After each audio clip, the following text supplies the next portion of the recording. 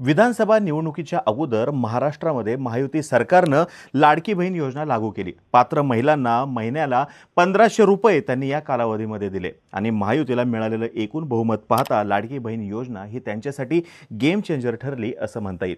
आचारसंहितेमध्ये लाडकी बहीण योजनेचे पैसे लाभार्थी महिलांना मिळाले नव्हते आणि आता मुख्यमंत्री उपमुख्यमंत्री यांचा शपथविधी झाल्यानंतर महिलांना त्यांचे सरकारने वचन दिलेले लाडकी बहीण योजनेचे पैसे लवकरच मिळतील असं सांगितलं जात होतं।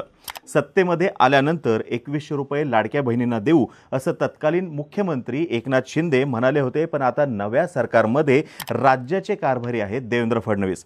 मुख्यमंत्री पदाची शपथ घेतल्यानंतर मंत्रालयामध्ये झालेल्या पत्रकार परिषदेमध्ये लाडक्या बहिणींना वाढीव हप्ता कधी मिळणार असं विचारलं असता आम्ही अर्थसंकल्पाच्या वेळी त्याचा विचार करू असं ते म्हणालेले। तसंच आर्थिक नियोजन योग्य प्रकारे चॅनल झाल्यानंतरच आपल्याला ते करता येईल हे सुद्धा मुख्यमंत्री महोदयांनी स्पष्ट केलेले आहे। आता त्यांच्या या विधानावरून प्रश्न असा पडलेला आहे की महिलांना निवडणुकी अगोदर आश्वासन दिल्याप्रमाणे 2100 रुपये महिन्याला मिळणार का, कधी मिळणार आणि नेमके कोणाला मिळणार, या सर्व प्रश्नांची उत्तरं आज आपण जाणून घेण्याचा प्रयत्न करूयात। नमस्कार, मी अरुणराज जाधव बोलभिडूवरती तुम्हा सर्वांचं अगदी मनापासून स्वागत करतो। निवडणुकीच्या वेळेस प्रचार करताना महायुतीने लाडकी बहीण योजनेचा लाभ 2100 रुपयांपर्यंत वाढवण्यात येईल असं आश्वासन दिलं होतं। त्याच्यानंतर हे पैसे नेमके कधी मिळणार असं लाभार्थी महिलांकडून विचारलं जात होतं। यावरती देवेंद्र फडणवीस यांनी पत्रकार परिषदेमध्ये सविस्तर असं भाष्य केलेलं आहे। आझाद मैदानावरती मुख्यमंत्री पदाची शपथ घेतल्यानंतर मंत्रालयामध्ये झालेल्या पत्रकार परिषदेमध्ये मुख्यमंत्री महोदयांनी अनेक प्रश्नांची उत्तरे दिली। त्यावेळेस त्यांना लाडकी बहीण योजनेअंतर्गत वाढीव हप्ता कधी मिळणार असं विचारण्यात आलं। यावरती बोलताना सर्वात महत्त्वाचं म्हणजे आम्ही मुख्यमंत्री माझी लाडकी बहीण योजना सुरूच ठेवणार आहोत, तसंच महिलांना मिळणारा लाभ 2100 रुपये करणार आहोत। आता अर्थसंकल्पाच्या वेळी आम्ही याचा विचार करू। शेवटी आपले आर्थिक योग्य प्रकारे चॅनलाइज झाल्यानंतरच आपल्याला हे करता येईल असं फडणवीस यांनी म्हटलेलं आहे। यासोबतच महिलांना 2100 रुपये मिळणार हे नक्की आहे। आम्ही जी आश्वासनं दिली ती पूर्ण करणार आहोत। ही आश्वासनं पूर्ण करण्यासाठी ज्या व्यवस्था उभ्या कराव्या लागतील त्या आम्ही आधी करू। छाननीबद्दल बोलायचं झालं तर निकषाच्या आत ज्या महिलांना लाभ मिळत असेल त्यांना लाभ मिळेलच, पण काही महिलांना निकषाच्या बाहेर राहून ही लाभ मिळते अशा तक्रारी आलेल्या आहेत। तुम्हाला कल्पना असेल की पंतप्रधान नरेंद्र मोदी यांनी जेव्हा शेतकरी सन्मान योजना लागू केली होती तेव्हा पहिल्यांदा मोठ्या शेतकऱ्यांना सुद्धा या योजनेचा लाभ मिळाला होता असं समोर आलं होतं। त्यानंतर काही शेतकऱ्यांनी स्वतःहून समोर येऊन आम्ही निकषामध्ये येत नाहीत असं सांगितलं होतं। त्याच्यानंतर ती योजना स्थिर झाली।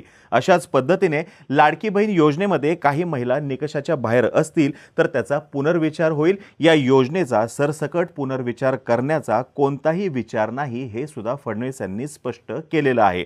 थोडक्यात काय तर योजना सुरूच राहणार हे त्यांनी पत्रकार परिषदेमध्ये स्पष्ट केलेलं आहे।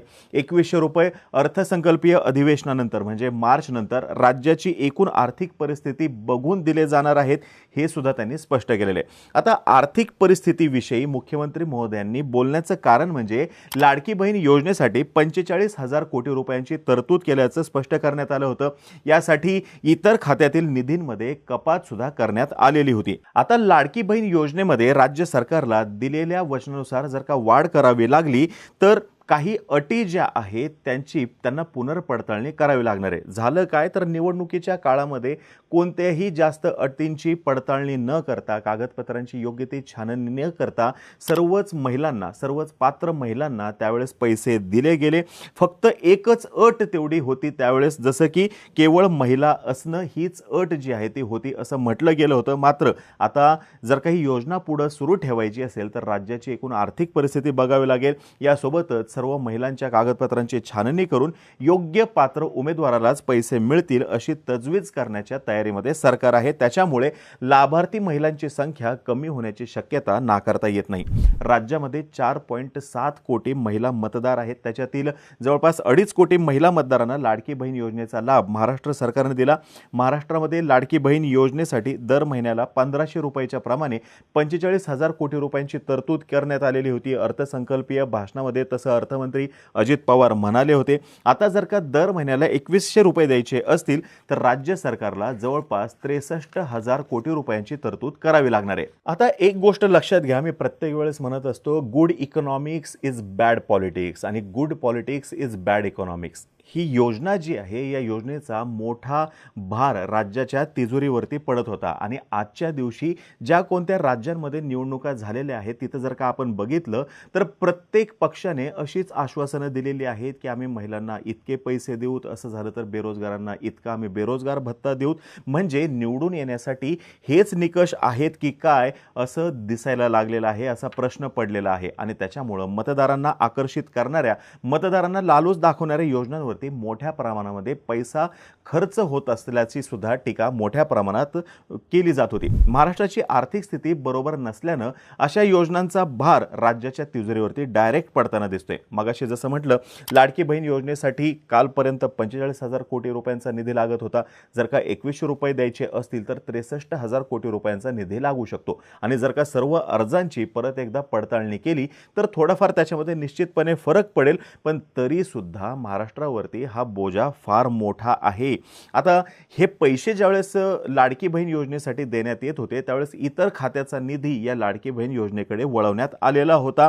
आणि तसं भारताचे नियंत्रक आणि महालेखापाल निरीक्षक कॅगने स्पष्ट केलेलं होतं. कॅगने हे सुद्धा स्पष्ट केलेलं होतं की महाराष्ट्राची आर्थिक स्थिती नाजूक आहे. 2030 पर्यंत महाराष्ट्राला 2.73 लाख कोटी रुपयांचं कर्ज फेडावं लागणार आहे. त्यासाठी महाराष्ट्राच्या तिजोरीवरती भार पडणार आहे आणि त्याचा खर्च भागवण्यासाठी राज्याला उत्पन्न वाढवण्याचा सल्ला कॅगने आपल्या अहवालात दिलेला आहे. महाराष्ट्रामध्ये लाडकी बहीण योजना आहे, शेतकऱ्यांची कर्जमुक्ती योजना आहे, वीज माफी योजना आहे, या सगळ्यांचा भार एकत्रितपणे राज्याच्या तिजोरीवरती येणाऱ्या काळामध्ये पडणार आहे. आणि म्हणूनच कदाचित एकूण आर्थिक परिस्थिती बघून पुढील नियोजन केलं जाणार असल्याचं मुख्यमंत्री महोदयांनी पत्रकार परिषदेमध्ये म्हटलेलं आहे. आता पैसा नेमका कसा उभारणार या प्रश्नाचं उत्तर असं आहे की राज्यातील लोकप्रिय योजनांसाठी पैसा उभा करण्यासाठी राज्य सरकारकडे केवळ मद्य आणि पेट्रोलियम पदार्थांवरती कर आकारण्याचा अधिकार आहे. पूर्वी अप्रत्यक्ष कर आकारण्याचा अधिकार राज्य सरकारला होता, परंतु जीएसटी नंतर हा अधिकार सुद्धा आता राहिलेला नाहीये. हा अधिकार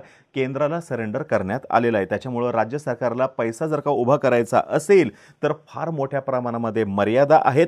आणि यासोबत जर का 65,000 कोटी रुपये उभे करायचे असतील तर पेट्रोलवरती अधिकचा कर लावावा लागू शकतो. यासोबत इतर उपाय सुद्धा त्यांना करावे लागू शकतात, ज्याचा अंतिम भार हा सर्वसामान्य नागरिकांवरतीच पडणार आहे. अजून एक मुद्दा असा आहे ते म्हणजे मुख्यमंत्री महोदयांच्या पत्रकार परिषदेमध्ये ते म्हणाले की निकषाच्या बाहेर जर का कोणी असेल किंवा जर का तशा तक्रारी असतील तर निश्चितपणे त्याचा पुनर्विचार केला जाईल.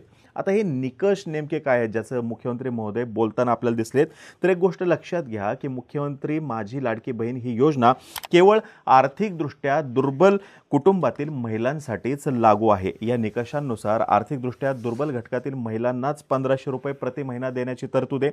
याशिवाय 21 ते 60 वयोगटातील विवाहित, विधवा, घटस्फोटित, परित्यक्त्या आणि निराधार महिलांना या योजनेचा लाभ दिला जाणार आहे.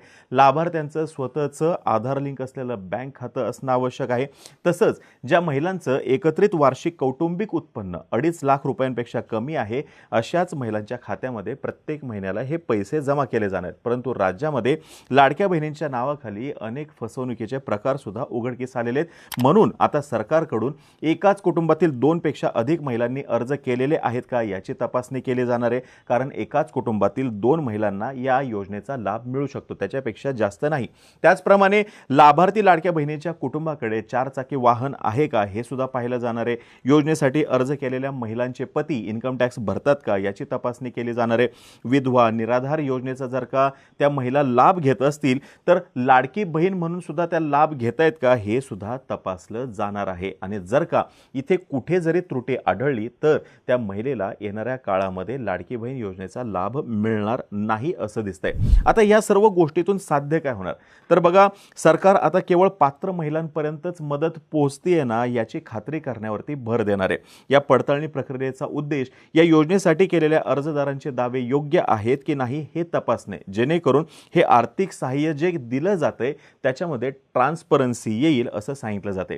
योजनेअंतर्गत लाभ घेणाऱ्या प्रत्येक महिलेला या पडताळणी प्रक्रियेतून जावं लागेल, ज्याच्या मदतीने खोटे दावे केलेल्या आणि खोटे दावे करून योजनाचे लाभ घेतलेल्या महिलांना येणाऱ्या काळामध्ये या यादीतून बाजूला काढलं जाईल। राज्याच्या वित्त विभागानुसार या योजनेअंतर्गत आधीच हप्ते घेतलेल्या जवळपास सर्वच अर्जदारांना या आता तपासणीमध्ये समाविष्ट केलं जाईल।